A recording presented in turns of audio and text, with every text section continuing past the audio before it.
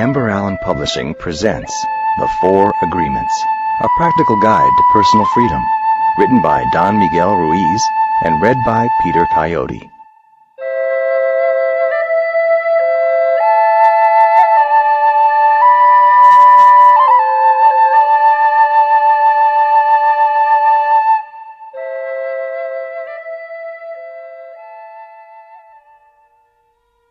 The Smoky Mirror. 3,000 years ago, there was a human, just like you and me, who lived near a city surrounded by mountains. The human was studying to become a medicine man, to learn the knowledge of his ancestors, but he didn't completely agree with everything he was learning. In his heart, he felt there must be something more. One day, as he slept in a cave, he dreamed that he saw his own body sleeping. He came out of the cave on the night of a new moon. The sky was clear, and he could see millions of stars. Then something happened inside of him that transformed his life forever. He looked at his hands, he felt his body, and he heard his own voice say, "I am made of light. I am made of stars." He looked at the stars again, and he realized that it's not the stars that create light, but rather light that creates the stars. Everything is made of light, he said, and the space in between isn't empty. And he knew that everything that exists is one living being, and that light is the messenger of life, because it is alive and contains all information. Then he realized that although he was made of stars, he was not those stars. "I am in between the stars," he thought. So he called the stars the tonal, and the light between the stars the nahual. And he knew that what created the harmony in space between the two is life, or intent. Without life, the tonal and the nahual could not exist. Life is the force of the Absolute, the Supreme, the Creator who creates everything. This is what he discovered. Everything in existence is a manifestation of the one living being we call God. Everything is God. And he came to the conclusion that human perception is merely light perceiving light. He also saw that matter is a mirror. Everything is a mirror that reflects light and creates images of that light. And the world of illusion, the dream, is just like smoke, which doesn't allow us to see what we really are. The real us is pure love, pure light, he said. This realization changed his life. Once he knew what he really was, he looked around at other humans and the rest of nature, and he was amazed at what he saw. He saw himself in everything, in every human, in every animal, in every tree, in the water, in the rain, in the clouds, in the earth. And he saw that life mixed the tonal and the nahual in different ways to create billions of manifestations of life. In those few moments, he comprehended everything. He was very excited, and his heart was filled with peace. He could hardly wait to tell his people what he had discovered. But there were no words to explain it. He tried to tell the others, but they could not understand. They could see that he had changed, that something beautiful was radiating from his eyes and his voice. They noticed that he no longer had judgment about anything or anyone. He was no longer like anyone else. He could understand everyone very well, but no one could understand him. They believed that he was an incarnation of God, and he smiled when he heard this, and he said, "It is true, I am God, but you are also God. We're the same, you and I. We are images of light. We are God." But still, the people didn't understand him. He had discovered that he was a mirror for the rest of the people, a mirror in which he could see himself. Everyone is a mirror, he said. He saw himself in everyone, but nobody saw him as themselves.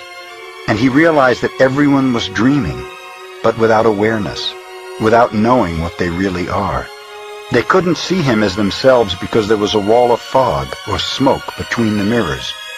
And that wall of fog was made by the interpretation of images of light, the dream of humans.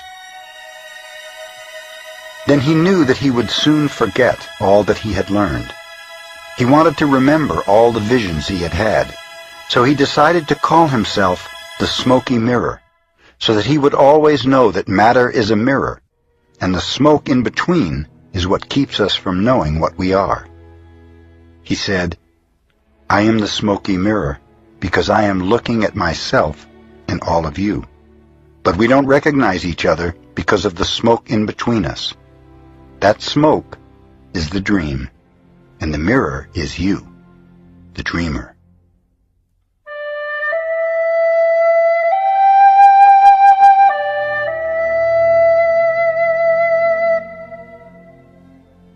Domestication and the dream of the planet. What you are seeing and hearing right now is nothing but a dream. You're dreaming right now in this moment. You're dreaming with the brain awake. Dreaming is the main function of the mind, and the mind dreams 24 hours a day. It dreams when the brain is awake, and it also dreams when the brain is asleep. The difference is that when the brain is awake, there is a material frame that makes us perceive things in a linear way. When we go to sleep, we do not have the frame, and the dream has the tendency to change constantly. Humans are dreaming all the time. Before we were born, the humans before us created a big outside dream that we will call society's dream, or the dream of the planet. The dream of the planet is the collective dream of billions of smaller personal dreams, which together create a dream of a family, a dream of a community, a dream of a city, a dream of a country, and finally, a dream of the whole humanity. The dream of the planet includes all of society's rules, its beliefs, its laws, its religions, its different cultures and ways to be, its governments, schools, social events, and holidays. We are born with the capacity to learn how to dream, and the humans who live before us teach us how to dream the way society dreams. The outside dream has so many rules that when a new human is born, we hook the child's attention and introduce these rules into his or her mind. The outside dream uses mom and dad, the schools, and religion to teach us how to dream. Attention is the ability we have to discriminate and to focus only on that which we want to perceive. We can perceive millions of things simultaneously, but using our attention, we can hold whatever we want to perceive in the foreground of our mind. The adults around us hooked our attention and put information into our minds through repetition. That is the way we learned everything we know. By using our attention, we learned a whole reality, a whole dream. We learned how to behave in society, what to believe and what not to believe, what is acceptable and what is not acceptable, what is good and what is bad, what is beautiful and what is ugly, what is right and what is wrong. It was all there already, all that knowledge, all those rules and concepts about how to behave in the world. When you were in school, you sat in a little chair and put your attention on what the teacher was teaching you. When you went to church, you put your attention on what the priest or minister was telling you. It is the same dynamic with mom and dad, brothers and sisters. They were all trying to hook your attention. We also learn to hook the attention of other humans, and we develop a need for attention which can become very competitive. Children compete for the attention of their parents, their teachers, their friends. Look at me, look what I'm doing. Hey, I'm here. The need for attention becomes very strong and continues into adulthood.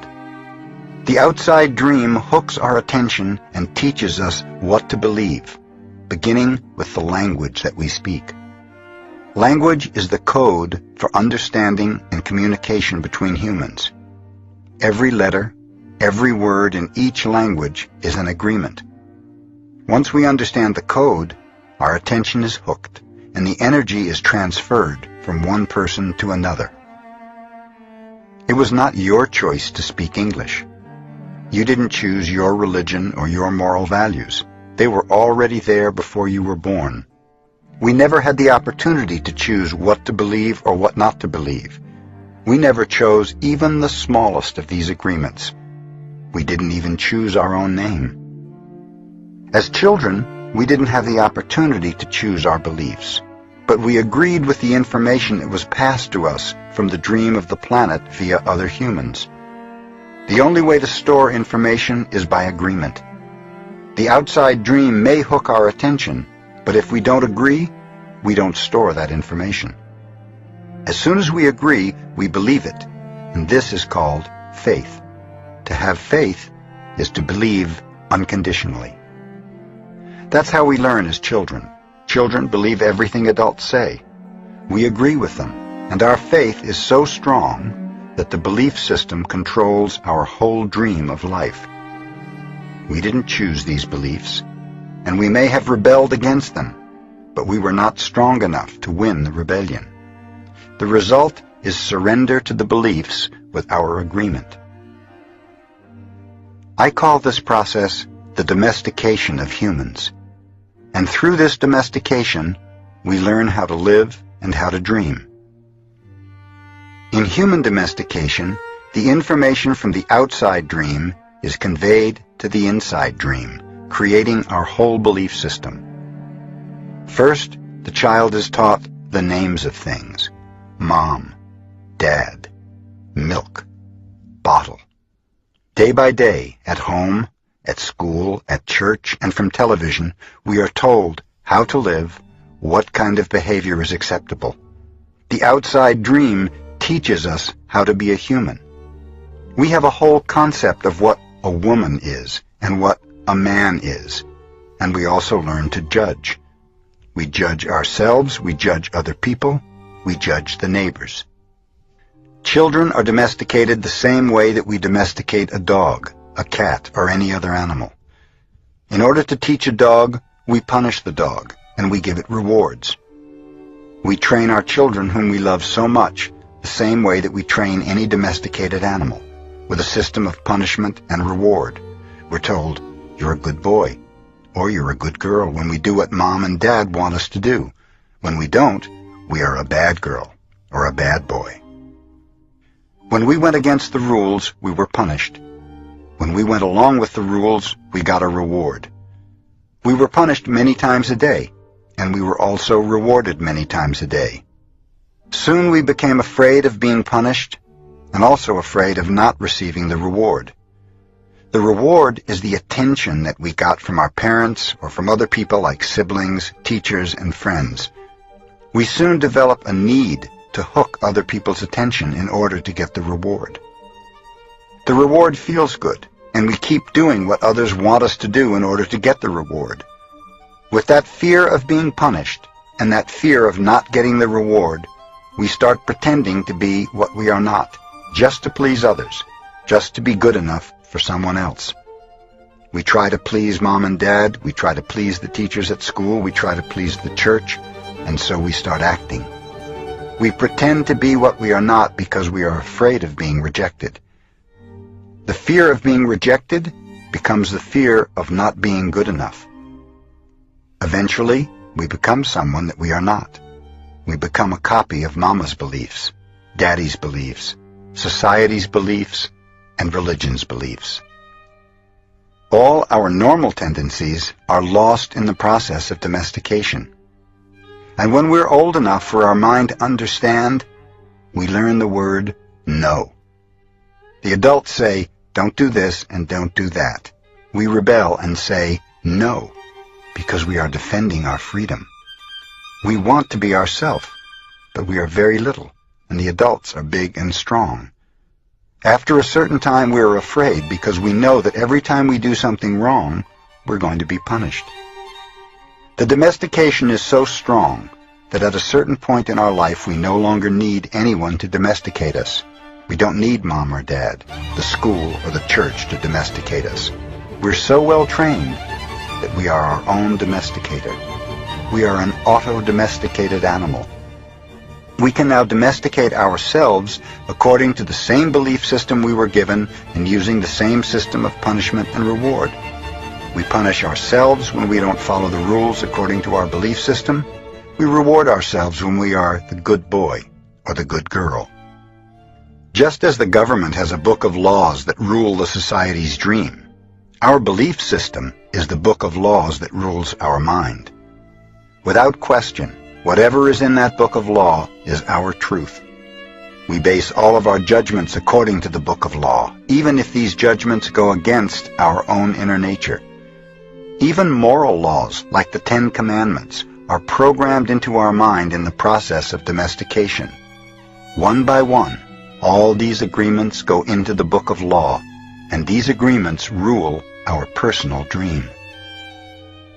There's something in our minds that judges everybody and everything, including the weather, the dog, the cat, everything.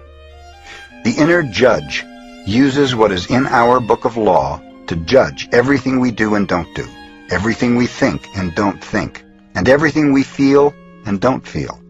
Everything lives under the tyranny of this judge. Every time we do something that goes against the book of law, the judge says we are guilty. We need to be punished. We should be ashamed. This happens many times a day after day, for all the years of our lives. There's another part of us that receives the judgments, and this part is called the victim. The victim carries the blame, the guilt, and the shame. It is the part of us that says, "Poor me, I'm not good enough. I'm not intelligent enough. I'm not attractive enough. I'm not worthy of love. Poor me." The big judge agrees and says, "Yes, you're not good enough." And this is all based on a belief system that we never chose to believe. These beliefs are so strong that even years later, when we're exposed to new concepts and try to make our own decisions, we find that these beliefs still control our lives. Whatever goes against the book of law will make you feel a funny sensation in your solar plexus, and it's called fear. Breaking the rules in the book of law opens your emotional wounds, and your reaction is to create emotional poison, because even if the book of law is wrong, it makes you feel safe. Anything that challenges what you believe is going to make you feel unsafe. That is why we need a great deal of courage to challenge our own beliefs. Because even if we know we didn't choose all these beliefs, it's also true that we agreed to all of them. The agreement is so strong that even if we understand the concept of it not being true, we feel the blame, the guilt, and the shame that occur if we go against these rules. All these laws exist in our mind. We believe them. And the judge inside us bases everything on these rules. The judge decrees, and the victim suffers the guilt and punishment. But who says there is justice in this dream?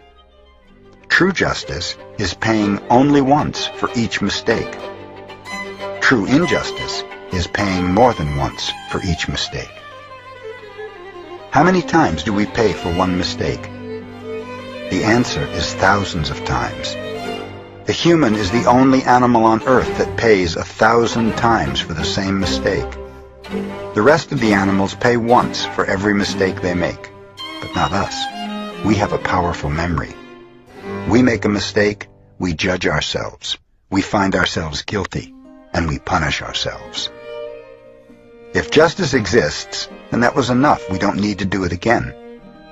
But every time we remember, we judge ourselves again, we are guilty again, and we punish ourselves again and again and again.